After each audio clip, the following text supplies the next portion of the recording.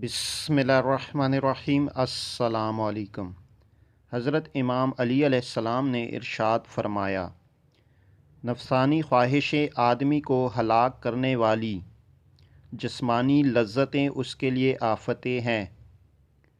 इल्म से बुज़ुर्गी हासिल होती है, जहालत से गुमराही और हिर्स आदमी को ज़लील करने वाली है। दानाई शफ़ा और हमाकत बदबख्ती है। सदका खैरात एक महफूज ख़जाना है जो क़यामत में काम आएगा।